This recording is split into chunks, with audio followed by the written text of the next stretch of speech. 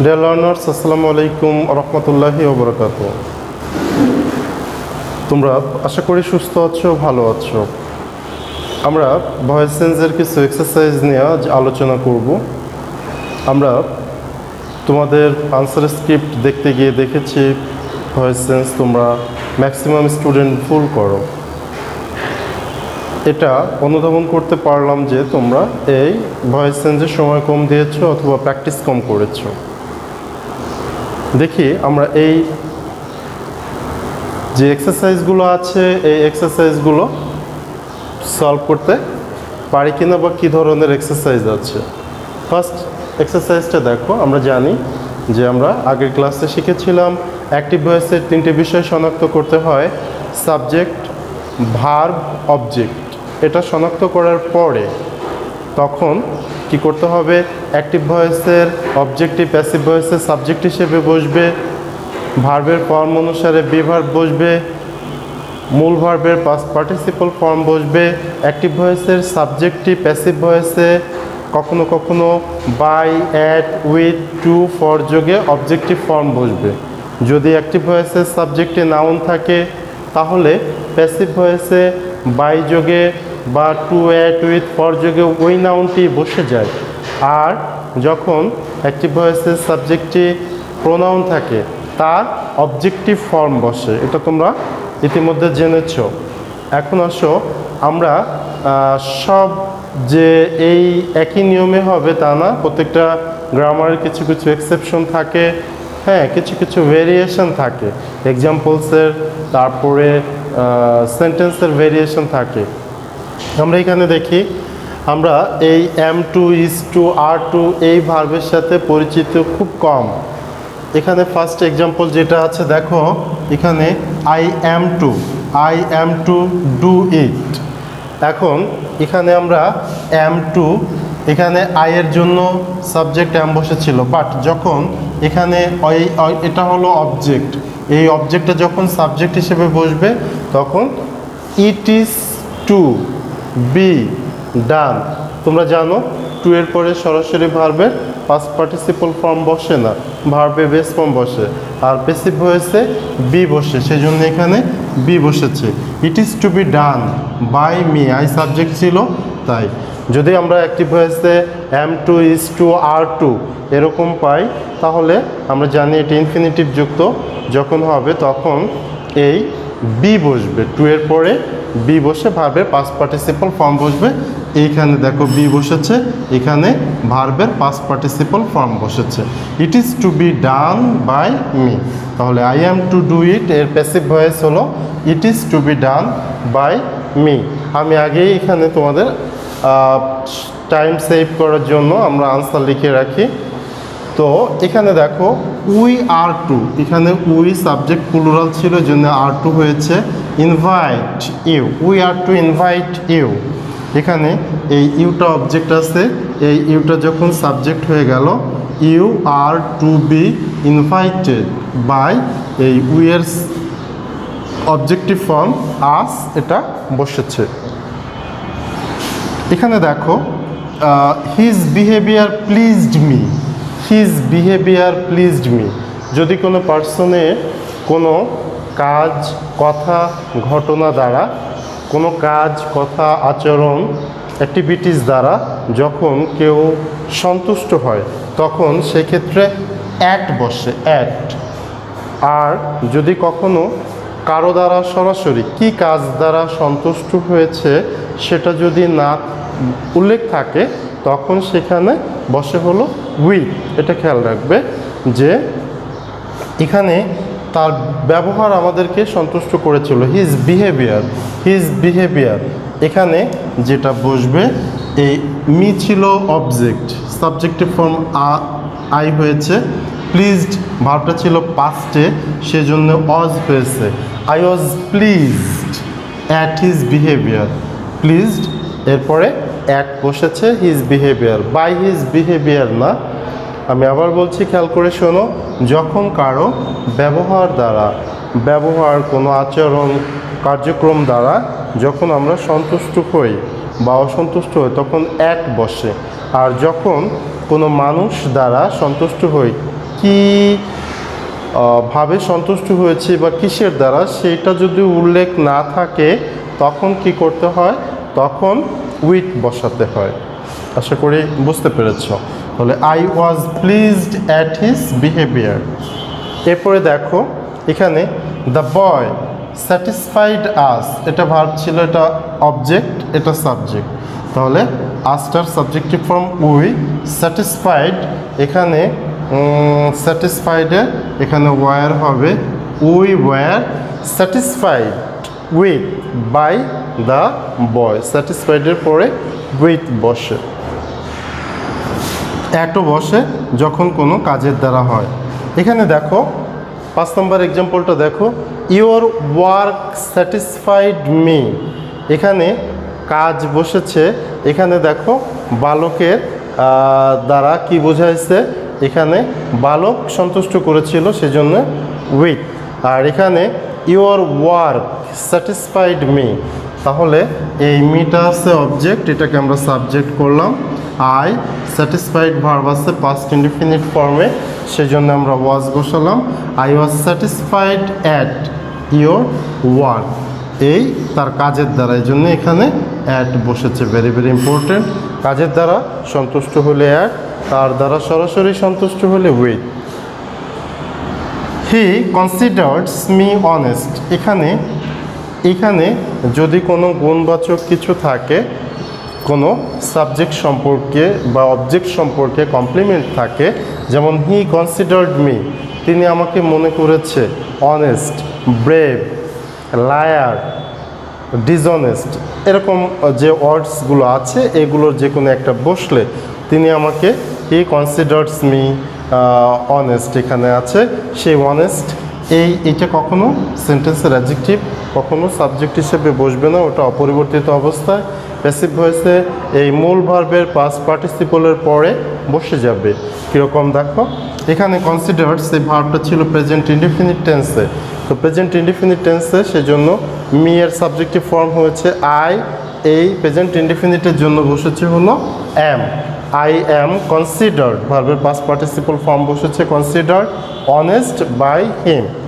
তাহলে যেমন তোমরা এগুলো সিমিলার করেছো, we made him chairman, elected him captain, এরকম করেছো।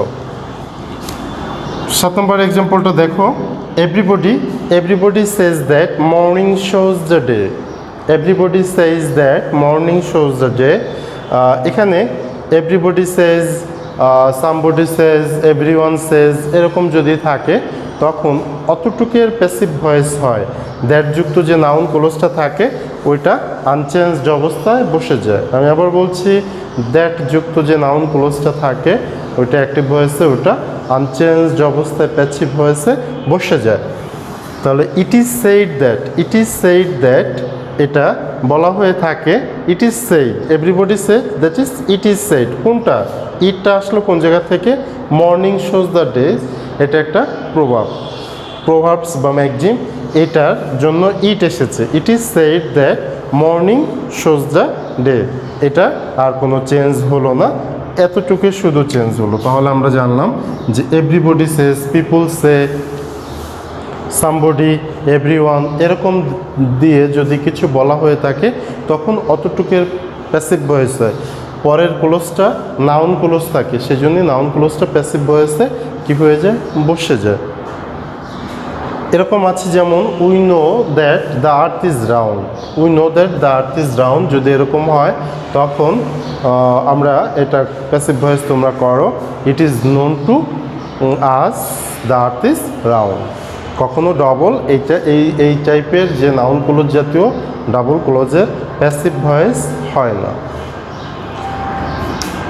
8 নম্বরটা দেখো, we watch them play. We watch them play, কিছু কিছু ভার্ব আছে যার পরে কি করতে হয়, টু বসাতে হয়, বা দুটো ভার্ব যখন মাঝখানে, দুটো ভার্ব পাশাপাশি বসলে এর মাঝখানে ইনফিনিটিভ টু বসে। দেখো দে আর, এখানে দেম ছিল অবজেক্টটা, দেমের সাবজেক্টিভ ফর্ম হলো দে, এখানে ওয়াচ ভার্বের প্রেজেন্ট ইনডিফিনিট ফর্মে আছে, এই জন্য আর বসেছে।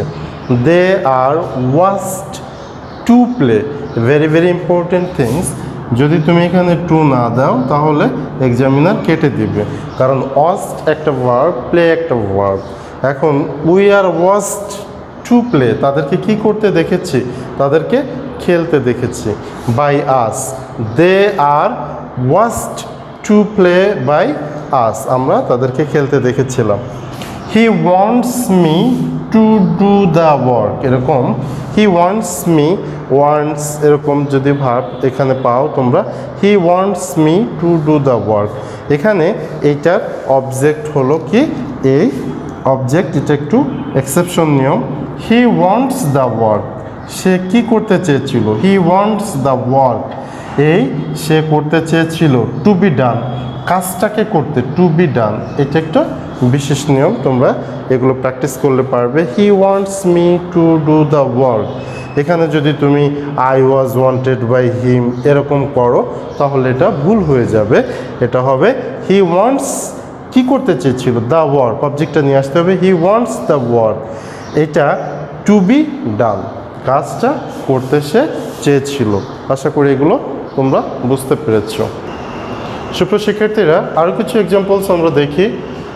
এখানে দেখো নম্বর 10, শি ফ্যান্স হারসেলফ, এটা রিফ্লেক্সিভ প্রোনাউনযুক্ত অ্যাক্টিভ ভয়েস। রিফ্লেক্সিভ প্রোনাউনযুক্ত অ্যাক্টিভ ভয়েসের ক্ষেত্রে ওই সাবজেক্ট ভার্ব অবজেক্ট এইটা কার্যকারী হয় না। আমরা আগেই বলেছিলাম যে কিছু কিছু এক্সেপশন আছে যেগুলো সবগুলো রুল সবটা সেন্টেন্সে অ্যাপ্লাই করা যায় না। শি ফ্যান্স হারসেলফ, এই রিফ্লেক্সিভ প্রোনাউন আমরা বুঝবো কিভাবে? পার্সোনাল প্রোনাউনের সাথে সেলফ, এসিএলএফ সেলফ, অথবা এসিএলভিএস সেলফস।